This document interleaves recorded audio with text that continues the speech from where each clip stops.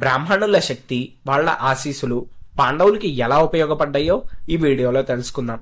Kuntidevi and పాండవులు ఘటోత్కచుడు వెళ్లిపోయాక బ్రాహ్మణ వేషాలు వేసుకుని ఏకచక్రపురం అనే ఒక బ్రాహ్మణ గ్రామానికి వెళ్తారు.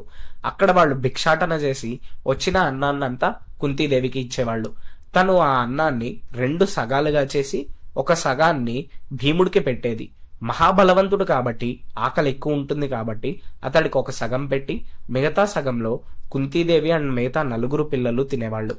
ఆ ఊరిలో బకాసురుడు అనే ఒక రాక్షసుడు రోజుకొక బ్రాహ్మణుణ్ణి అండ్ ఒక బండి నిండా ఉన్న ఆహారాన్ని వాళ్ళ దగ్గర నుండి తీసుకుంటున్నాడు అని భీముడికి తెలుస్తుంది, కుంతీదేవికి తెలుస్తుంది.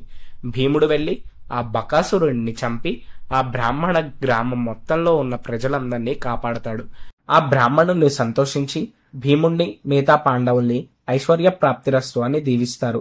అదే వాళ్ళకి తర్వాత రాజ్యం వచ్చేలాగా చేసింది అని నేనైతే నమ్ముతున్నాను.